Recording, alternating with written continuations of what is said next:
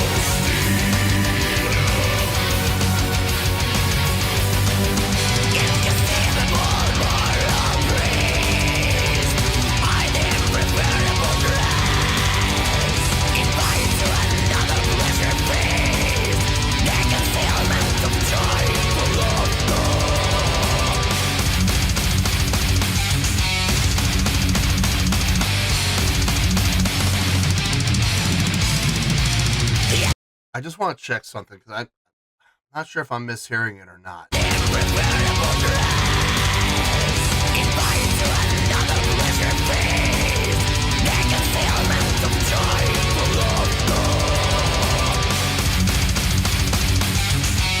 it is not.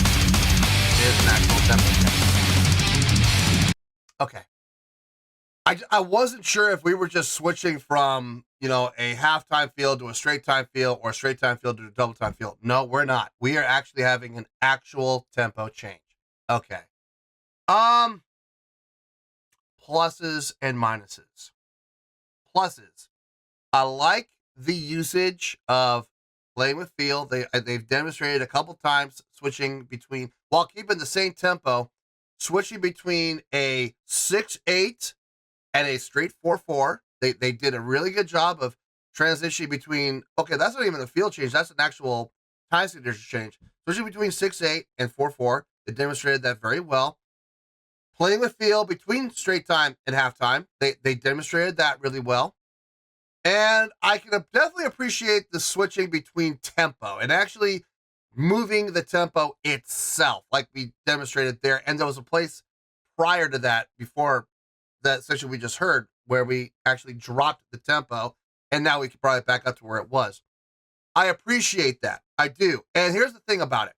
Are they changing it up rapidly? Yes, they are. Okay, but not so frequently and not so rapidly that it does not give the listener a chance to find that new groove, find that new tempo, and get into that groove, and get into that tempo. They're giving it enough time. They're not doing it, every 2 measures. No, they're giving it each one its due. And I absolutely appreciate that. The musicianship, clean. Everything sounds very accurate. Everything sounds well designed. Everything sounds well executed. I'm not hearing any dirt. I'm not hearing any flubs. I'm not hearing anything that sounds displeasing. Everything sounds fine as far as instrumentation goes. Minuses. Vocals. Not my thing, man. Oof, gosh darn it. Look, I understand a lot of people love, pure grit and growl. I know, I get it. People do. I am not one of those people. And I will fully acknowledge that it takes skill and it takes training to be able to do grit and growl vocals properly so that you don't end up shredding your vocal cords. Okay? I will absolutely give credit where credit's due. What he's doing very well. I don't like it. It's very hard to listen to. It's very hard for me to enjoy. So, not a fan of the vocal work. Everything else is fine. I got no problem with everything else. This is a rough listen, though. It is. Those vocals are absolutely killing it for me, man. It is. If this were an instrumental, I think I would like this a lot more. I really and truly believe that. Anyway, let's continue here. The untable provides the bull. Disabled provides the tool. The apathetic demands the affection. The suffering from their own satisfaction.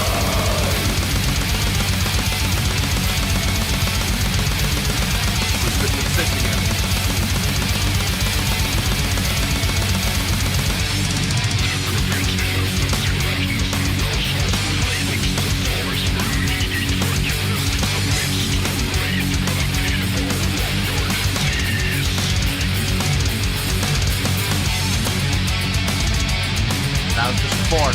You got that 3 in the 4. I like that.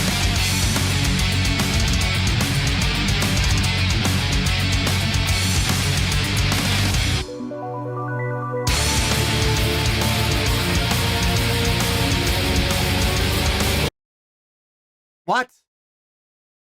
What?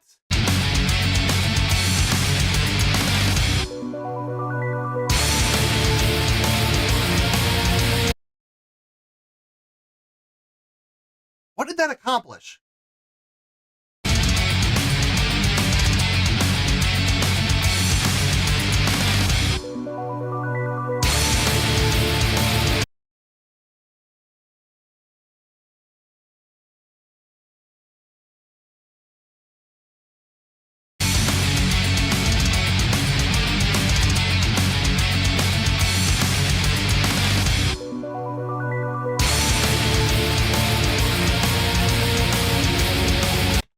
That accomplished nothing. There was no transition. We didn't shift gears. We didn't increase tempo or decrease tempo. We didn't switch from straight time to half time or straight time to double time. We've been in straight time, both sections between that little keyboard riff. Tempo didn't change. Tempo was the exact same. Nothing between before that little keyboard riff and after that keyboard riff They're both the exact same. It's a continuation. So what was the purpose of that keyboard break there? That little one measure keyboard thing. What was the purpose? What did it add to the song? Nothing. Other than distraction. That's really the only thing it did. And I hate to say it, but to some extent it kind of broke up and to some extent ruined the groove. I mean, look, listen. Check this out. We're grooving.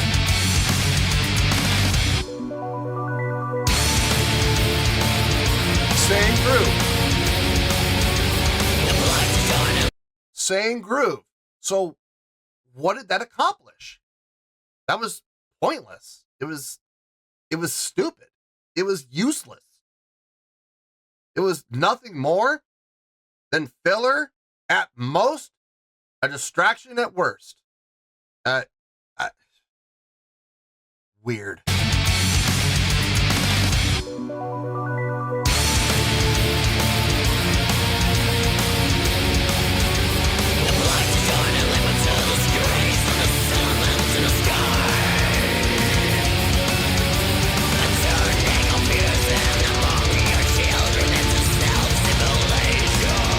Don't get tired.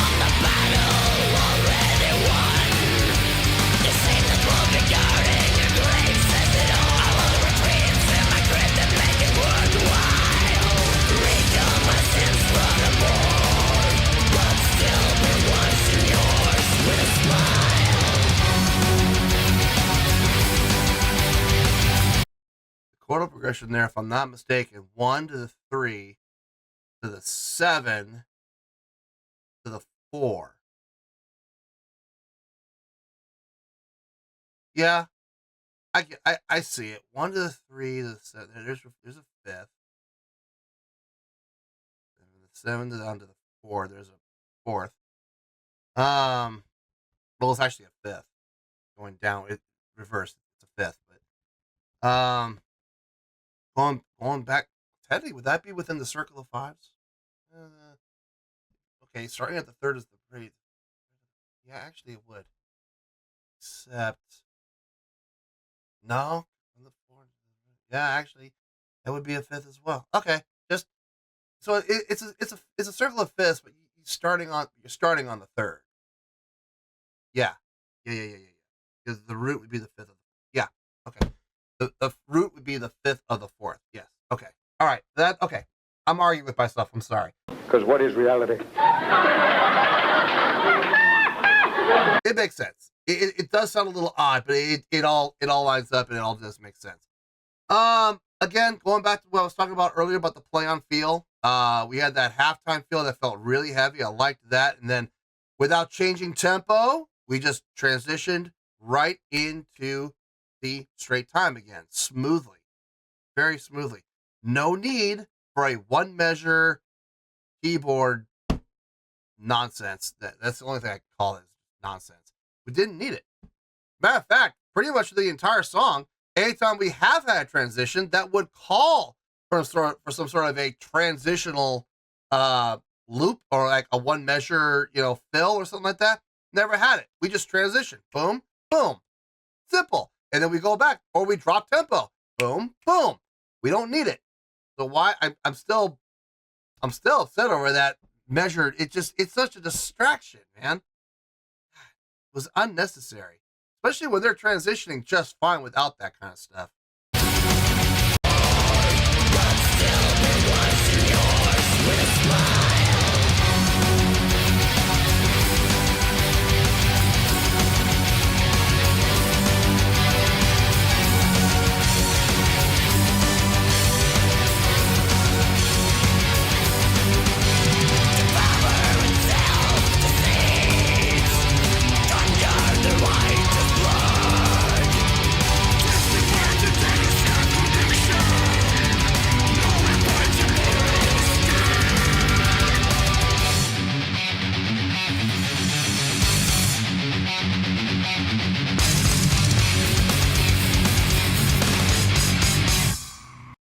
Ending on the 6.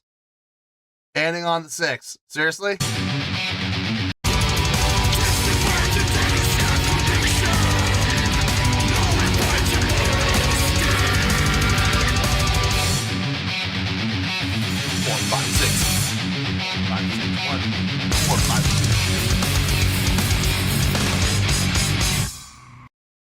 Nice. I like that. I like that ending.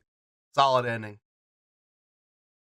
Yeah, I'm gonna sound like a broken record with my review because I know I've said this often about Dimmu Borgir. I know I have, and I know I'm gonna sound like a broken record, but I mean it still applies. It still flies. It still lines up.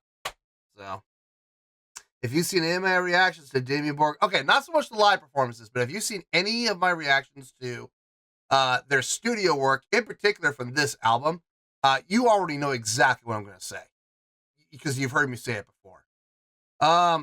Let me get my thoughts together. I'll see you in the review and we'll talk about it. Well, there you go, folks. That was Dimmu Borgir with Blessings Upon the Throne of Tyranny. This was a request from Ben Guevara. Yeah, if you've seen any of my reactions to Dimmu Borgir's studio work, in particular this album, you already know exactly what I'm going to say. So, I know I'm going to sound like a broken record, but folks, it all still applies. It all still works. So, let's get to things. Let's get this going. Let's start off with the score, and we'll go from there. On a scale of 1 to 10, I'm going to give that an 8.6. Yeah, 8.6. I feel good about that score. Let me tell you why. Why? Okay, first things first, an 8.6. What does that mean? Well, an 8.6 would translate to a great skill rating, so overall, I think this is a great song. It would get 4 to 5 stars in an A letter grade. So there you go, an 8.6, great scale rating, 4 to 5 stars in an A letter grade. Now, how did I come up with that score? So glad you asked. I'm going to say the same thing I say pretty much every single time. If this were an instrumental, I would have enjoyed it way more. Would my score have changed? Probably not. I probably would still be giving it an 8.6. Look, I love the composition. I love the arrangement. I love the playing with feel, the changing around with time signature, that even changing the tempo the way they did. Everything they did to transition was done very well, and I have no issue with anything that they did. Musically, everything was clean, everything was tight, everything sounded really good, everything sounded like it made sense, everything flowed really well. Except the vocals.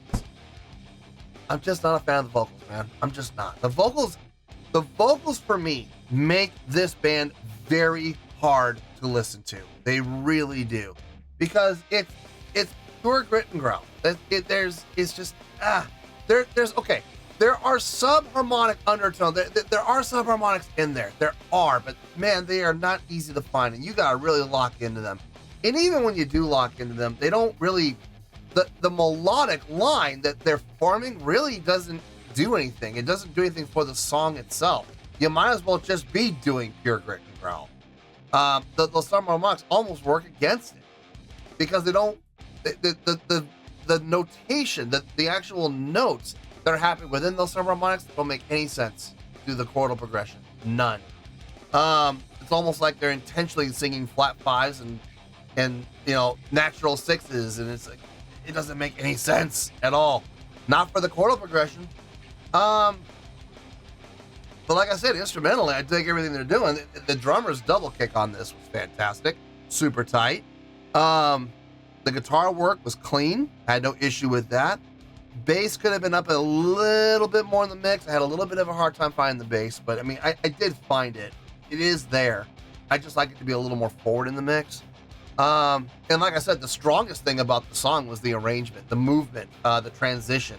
Except that one transition where they utilized that keyboard, that little one measure keyboard.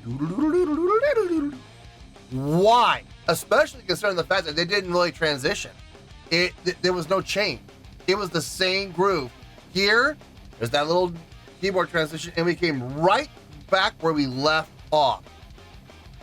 It was pointless. It was useless. If we had switched tempo, if we had changed direction from 4/4 to 6/8, if we had switched from straight time to half time or straight time to double time, if we had done something to change, something to warrant a transitional loop like that, it would have made sense. But that didn't happen.